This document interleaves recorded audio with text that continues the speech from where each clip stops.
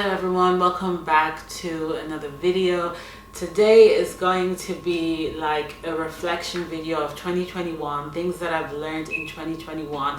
And I believe it's really important that when we are coming to the end of the year, it's always good to do a reflection on the ups and downs, what happened, what didn't happen, what are the things that you've learned, because moving forward to the following year, then you know where you need to amend things. And also it's also good to do a reflection on the things that God has done for you. And I feel like every year God works in mysterious ways, and every year we get to know him. You can never know God fully. Like every year you always find out another thing about God. He works in different ways in our lives, also the things that he has in store for us.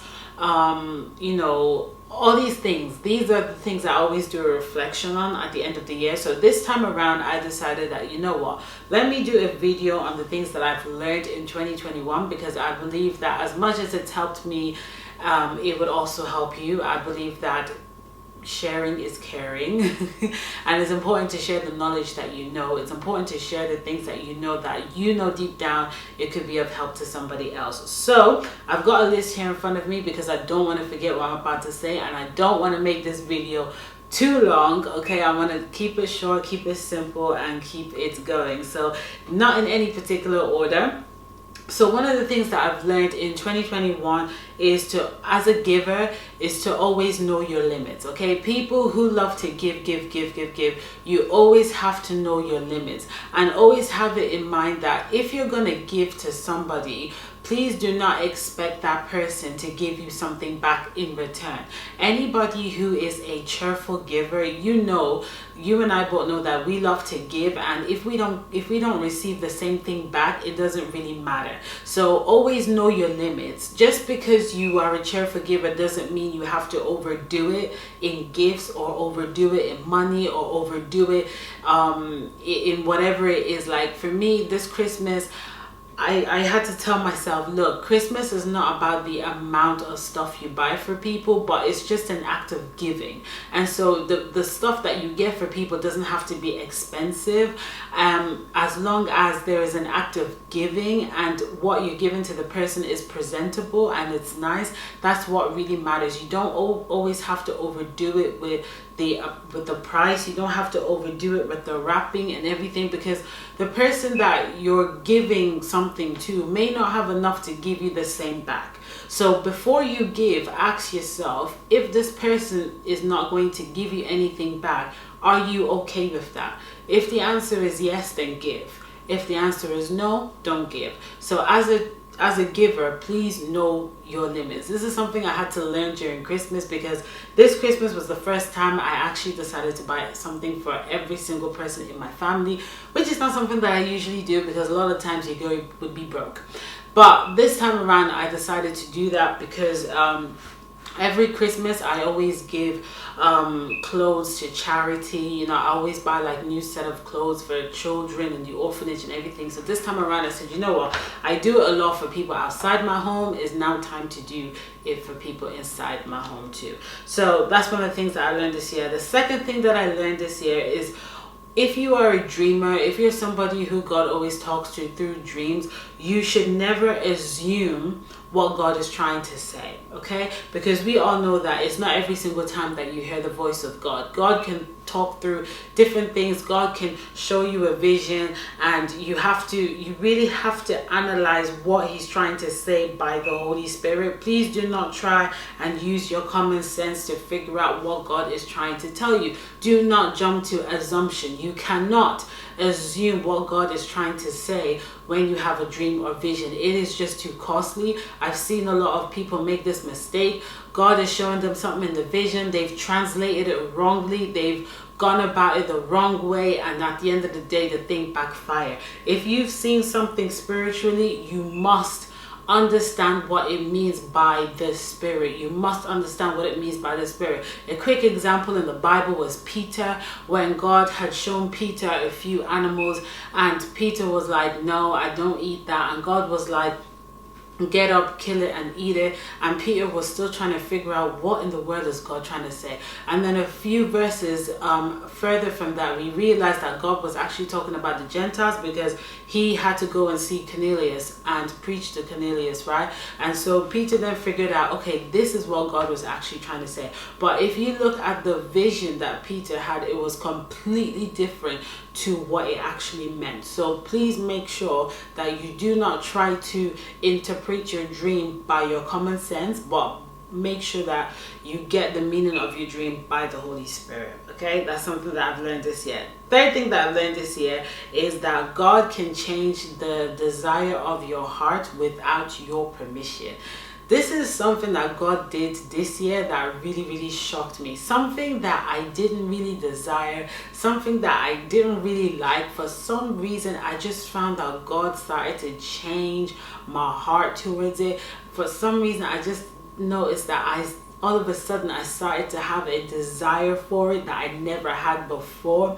And you know, God has a way of changing our desire, changing what we like. Sometimes you can say, I like this, I like that, and then a few months later you realize that you don't really care about it anymore, or you're not really into it like the way you used to before. That's because God can do that. You know what I mean? That's something he did for me this year. And that's why I believe that even if we say, nah, I don't like this, I don't want that, you can never depend on what human beings say, because God can change anyone's heart.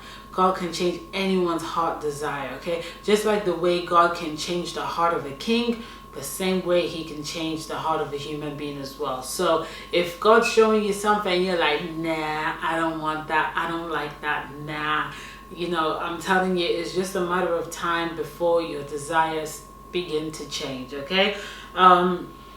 Another thing that I learned this year is that being yourself will attract people who are jealous of you. This is something that, oh gosh, this is something that happened to me this year.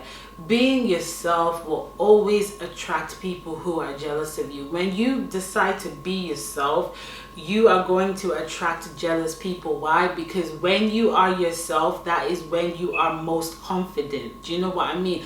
When you are just being yourself, you're going to be very confident, because being yourself is the easiest thing that you can ever do. And that is when you're going to see people who are jealous of you. You're going to see people move weird around you. You're going to see people act weird around you, because you are just yourself. And confidence is a beautiful thing. Confidence can attract other confident people, but at the same time it will also attract people who are jealous of you. So this is something that you have to be really aware of. I am going to do a video on signs of when people are jealous of you, because a lot of people actually don't know when some people are jealous of them. Like, they don't pick up the signs really quick, and it starts from little things. But I'll do a separate video on that. Another thing that I learned this year was to always pay attention to your small beginnings, okay? Always pay attention to the small beginnings. Sometimes we can get carried away looking at the bigger picture, and we forget that we still have to work on our small beginning and make sure that whatever we're doing at that stage of our small beginning needs to be done to perfection before we can get to the bigger picture, you know? So it's always important to put all your effort, put all your time, invest in it, invest in your craft. Pay attention to those little things that you think doesn't reflect, because it will reflect when you get to the bigger stage. And you know, we're in a time where everyone's moving quick. People are just quick to show results, but nobody is recording the process. Nobody is taking pictures of the process. You get what I mean? So you can get carried away with the bigger picture and not pay attention to your small beginnings.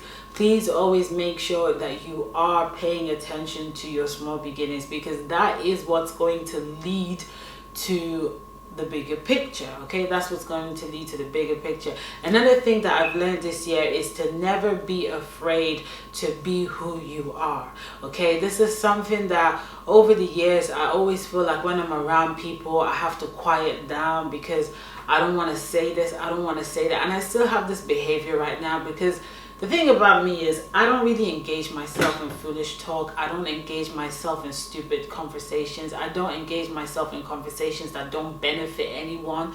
You know what I mean? Like, I like to have intelligent conversation, wisdom conversation, conversation with knowledge, not just silly conversation, you know. And these days people are not acquiring wisdom, people are not acquiring knowledge, people are having silly conversations, having conversations that don't benefit you, don't benefit me, don't benefit our future. I just don't engage in that. So I tend to quiet down, I tend to tone down. But I've realized that now I'm just gonna put an end to that. Because what happens is, I'm someone who, if you come to me with a problem, I'm gonna just give you a solution. Do you know what I mean? I don't like to dwell too much on a problem. I don't like to complain. I hate when people complain to me, because what's going through my head is fix it. Find a way to fix it. Don't just complain. And I used to have a friend like that, always complaining every single day. Whenever she was complaining, I would always give her a solution, but she didn't want to solve the problem. She would rather just complain and praise the complaint. And the one thing I wasn't going to do was to get involved in all of that. So I said to myself, you know what? I'm going to just be the listening friend, but I'm not going to engage too much in this, because it seems like all you want to do is complain. So this time around, you know, I'm not going to be loud or whatever, because being loud is not even in my character anyway. But what I am saying is, I'm just going to be who I am and what I'm meant to be. And if I don't feel like getting involved in something, I'm not going to get involved. If I don't feel like talking into something, I'm not going to talk into something. If I feel like there is no need for me to say anything, I'm not going to say anything. I'm just going to be me. And I want you to feel like that. I want you to feel like you should be you. You should be free to be who you are meant to be. And anyone who's trying to make you feel like, oh, you're a bit too much, like, oh, please just stay away from them, because we're not having negative energy in 2022. Okay, it's bad enough that we've got corona and all the other stuff coming in at 2021, and we're still gonna have to deal with it in 2022. We don't need negative energy on top of that. So stay away from people who feel like you're too much, people who feel like, ugh, here we go again, ugh, what does she have to say, ugh, why don't she just keep quiet? No, just move stylishly to the other side of the table. I'm telling you now, you need to learn to move when you are surrounded by people who don't want to tolerate you, when you're surrounded by people who don't embrace you, when you're surrounded by people who don't like you. Unfortunately, there's some situations where you really can't move, but you're just gonna have to learn to, you know, stay reserved. Places like work, community, so on and so forth. So that's really it for the video. This is all what I've learned in 2021. I hope it has helped you. I hope it's inspired you. You know, in a few days we're going to be going into 2022, and I pray that 2022 will be a good year for you. It'll be a good year for your family, and hopefully you'll be able to walk in God's purpose for your life, and you'll be able to do the things that God has asked you to do. Stay blessed and stay beautiful. Bye.